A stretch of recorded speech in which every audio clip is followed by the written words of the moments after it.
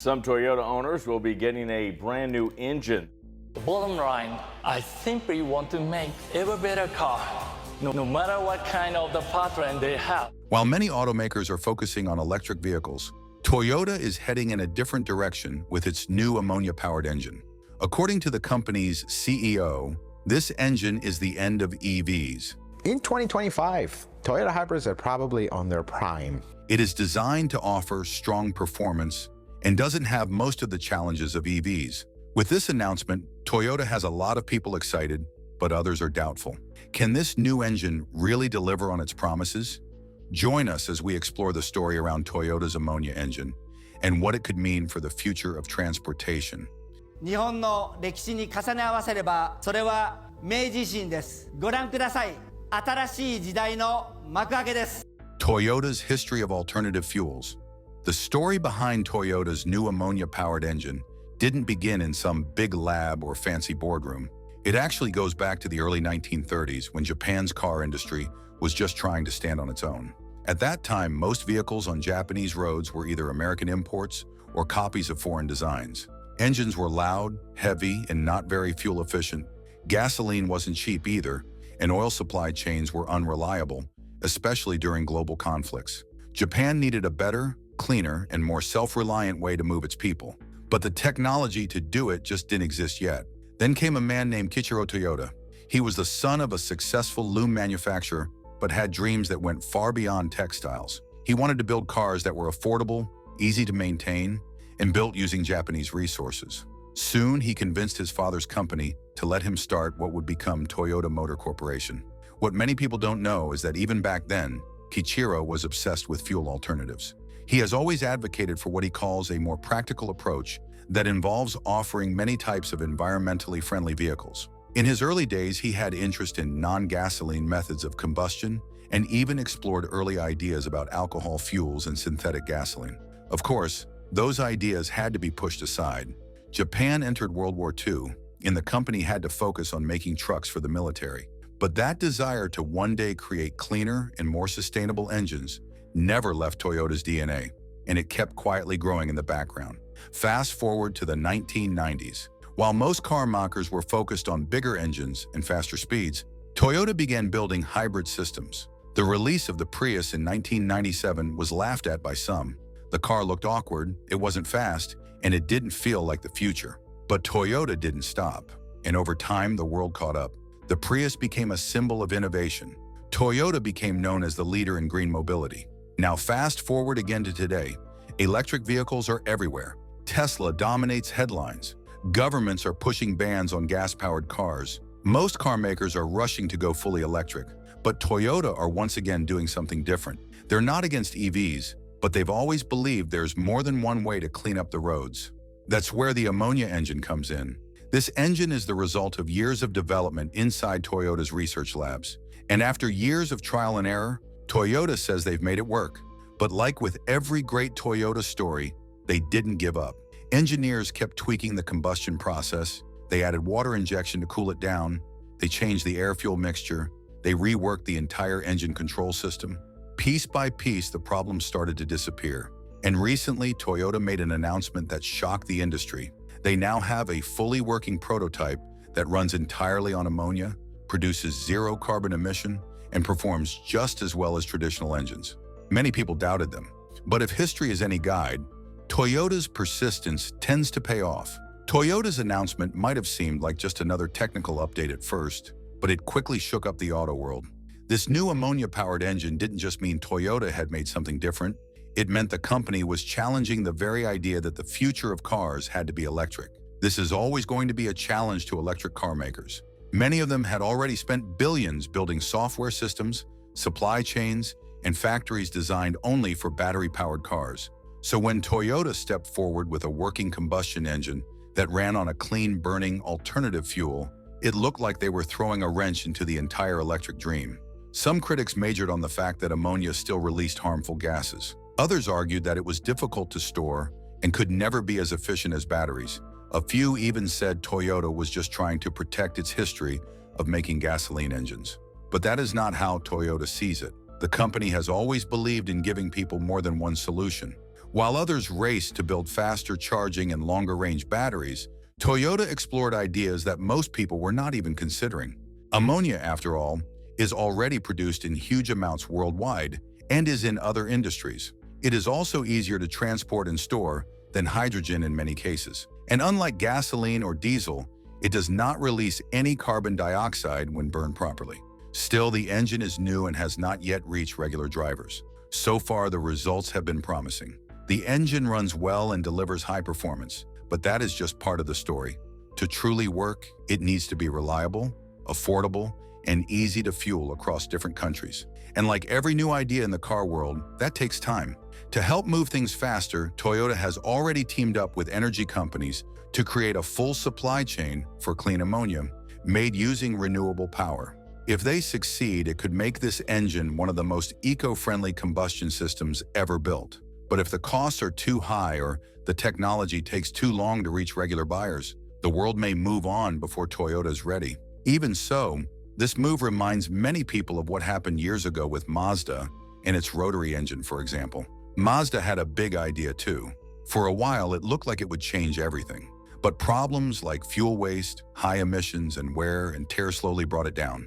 The idea was smart, but the follow-through had too many issues. Now Toyota is walking a similar path, but with a different fuel and bigger support behind it. The next big question is not whether ammonia can work, it is how Toyota plans to fix the problems that come with using it. Because just like Mazda's rotary design had certain weak points, Toyota's ammonia engine will have to overcome its own challenges if it wants to last. And as we are about to see, most of those challenges begin with how the engine handles combustion, pressure, and storage inside the system.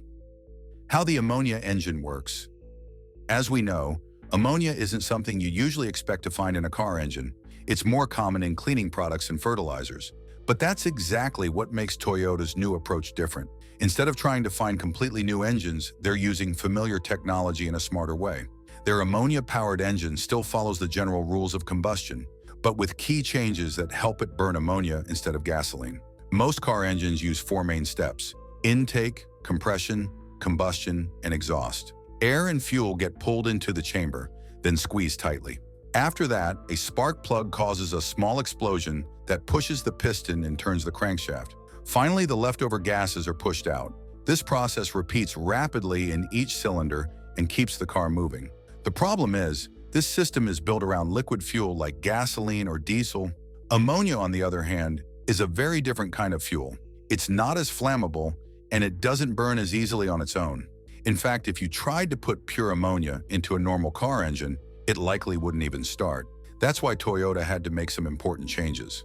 First off, they designed an injector system that mixes the ammonia with a small amount of a more flammable fuel, like hydrogen or even gasoline, in just the right ratio. This tiny boost helps the ammonia catch fire and stay burning inside the chamber. The idea here is that ammonia does most of the work while the extra fuel only helps the process along.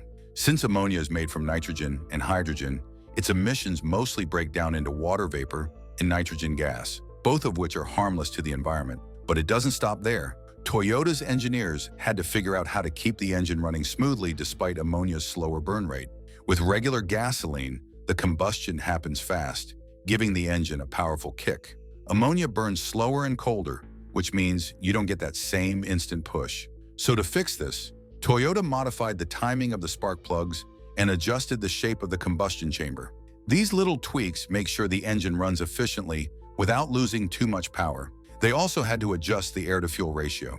Normally, engines use about 14 parts air to 1 part fuel, but ammonia needs more oxygen to burn fully, so Toyota increased the airflow using special valves and turbochargers. This way, they could get the most energy out of each drop of ammonia. Another big change is the exhaust system.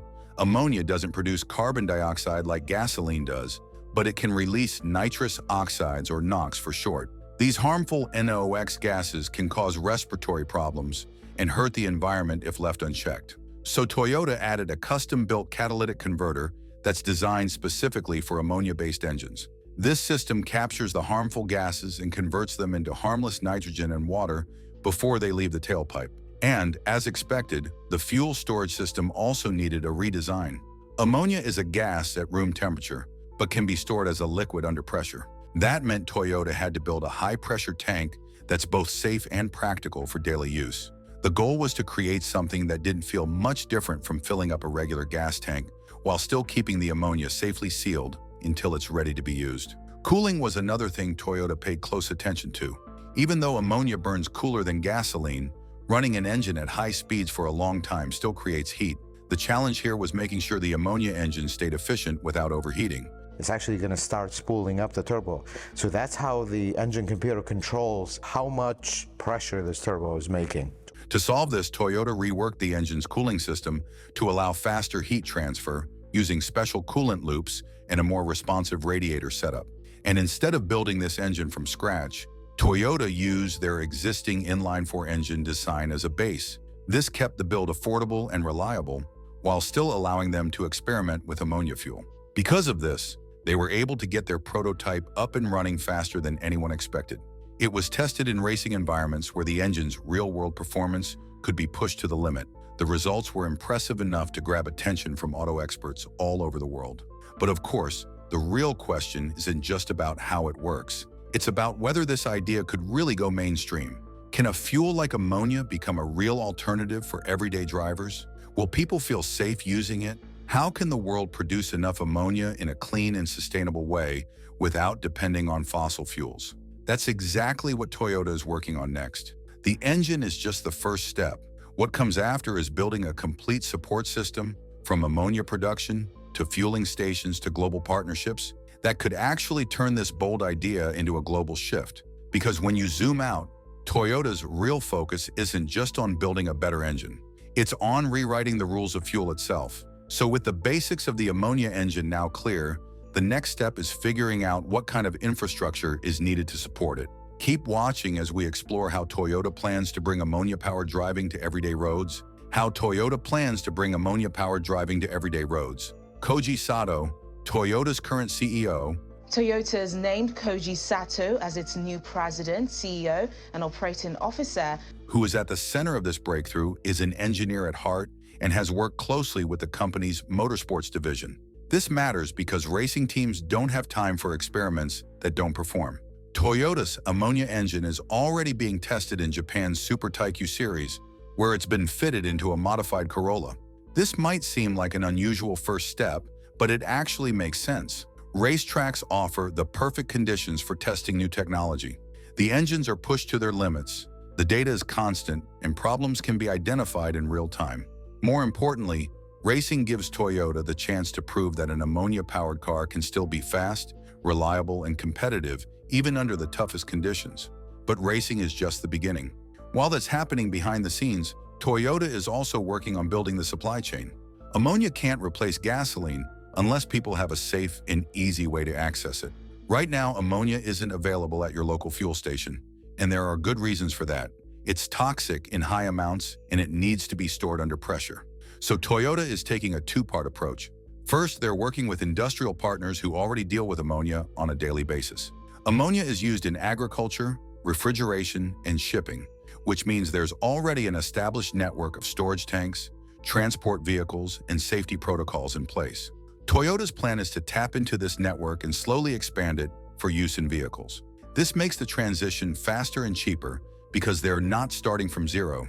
Also, though not as a main pursuit, Toyota are pushing for green ammonia production.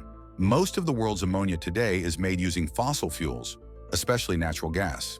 But if ammonia is going to be a clean fuel, it has to be made without carbon emissions. The good news is that green ammonia is possible.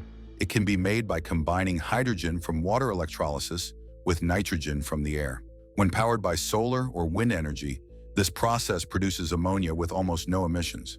To support this, Toyota is working alongside companies in the energy sector to develop large-scale green ammonia plants. They're also working with governments and researchers in countries like Japan and Australia to test local ammonia production for clean transport. The goal here is to create regional supply hubs so the fuel can be made and used locally without long-distance shipping. But they're not stopping at fuel production. Another major challenge is infrastructure. Right now, no gas stations offer ammonia pumps. So Toyota is working on smaller, modular ammonia refueling stations that can be installed at select locations. These stations are designed to be safe, self-contained, and cost-effective. For now, they'll only be used in limited areas, especially in industrial zones or regions where ammonia is already handled. But over time, as demand grows and the safety systems are proven, Toyota hopes to expand this network. At the same time, Toyota is putting pressure on regulators. Governments need to create new rules and safety codes to support ammonia fuel. That includes regulations on transportation, storage, emissions, and vehicle certification. It's not an easy process, but Toyota is pushing for early standards that allow the technology to grow without unnecessary red tape. Then there's public confidence. No matter how clean or powerful the engine is, people need to trust it. They need to know it's safe, affordable, and practical. That's why Toyota isn't planning to release a full ammonia car just yet. Instead, they're likely to use ammonia in hybrid systems first. These cars would run on a mix of gasoline and ammonia, slowly reducing fossil fuel use without requiring a full infrastructure overnight. It's the same strategy Toyota used when introducing hybrids 2 decades ago. They started with something familiar and then shifted public behavior. And it doesn't end there. Toyota is also exploring how ammonia engines could be used outside of cars. They're working on trucks, generators, and even boats that can run on ammonia. By expanding the reach of the fuel, they increase demand and make the entire system more cost-efficient. The more machines that use it, the cheaper it becomes for everyone. So what we're seeing isn't just a new engine, it's the early stages of a completely new ecosystem where ammonia could be stored, delivered, and burned cleanly without carbon emissions. Also, it is one where Toyota isn't just competing with electric cars, but offering a different path altogether. Of course, none of this is guaranteed. There are still big questions about cost, safety, and public adoption. But Toyota isn't trying to replace the electric car. They're giving the world another option by using existing engine technology and avoiding rare earth metals and works in places where charging stations are hard to come by. If they succeed, we could be looking at a future where clean driving doesn't just mean batteries and wires, but tanks of liquid ammonia powering our daily commutes. Ammonia compared with hydrogen and electric vehicles. The race toward a cleaner automotive future has created a competition between battery electric vehicles, hydrogen fuel cells, and now ammonia-powered engines. Each of these options brings its own unique advantages, but also serious limitations. Let's start with electric vehicles, the most recognized alternative. The global push for EVs is largely built around their zero-emission promise at the tailpipe. Cars like Tesla's Model 3, Ford's Mustang Mach-E, and Toyota's own BZ4X produce no direct emissions when driving. However, a closer look shows that EVs are only as clean as their electricity source. In countries where electricity is still generated from coal or natural gas, the environmental benefit drops significantly. Another concern is the fact that EVs depend on lithium-ion batteries, which raise other concerns, especially the mining of rare earth elements like cobalt, lithium, and nickel. These minerals often come from regions with questionable labor practices and cause serious ecological disruption during extraction. Besides, while major cities in Europe, North America, and parts of Asia have made progress in terms of making of charging infrastructure, rural areas still lag far behind. Charging times vary too. While some superchargers can give 80% battery in 30 minutes, a full charge at home can take several hours. For people used to quick refueling, this can be a deal breaker. For years, Toyota has led development in hydrogen fuel cell vehicles with the Mirai. Fuel cell vehicles generate electricity by splitting hydrogen atoms in a reaction with oxygen, emitting only water vapor. They combine the convenience of short refueling times with the environmental benefits of electric propulsion. But hydrogen isn't perfect. Most of the world's hydrogen is still produced through a process called steam methane reforming, which releases large amounts of carbon dioxide. Green hydrogen, produced via electrolysis using renewable electricity, exists, but it's still expensive and limited in supply. Then there is the issue of storage. Storing hydrogen requires advanced tanks and filling stations that are costly to build and maintain. That's why countries like Japan and South Korea, despite being leaders in hydrogen development, still have relatively few public refueling stations. In the United States, for example, most hydrogen stations are concentrated in California. This is where ammonia begins to shine, at least on paper. Unlike hydrogen, ammonia doesn't require extreme pressure to be stored and transported. It can be kept as a liquid under relatively mild conditions at about -33 degrees Celsius or under moderate pressure. This makes it easier and cheaper to store compared to hydrogen. From a performance standpoint, ammonia holds a lot of energy. It has a high energy density by volume, though not as high as gasoline. When it comes to range and refueling, ammonia has another advantage. Because of its energy density in liquid form, vehicles can store more usable fuel in less space than hydrogen cars. That gives ammonia vehicles a longer driving range and a more familiar refueling experience. More like what drivers are used to with gasoline. Refueling takes just minutes, unlike electric charging, which can still be a slow process. So why is Toyota showing stronger interest in ammonia now, especially when it has already invested billions into hydrogen?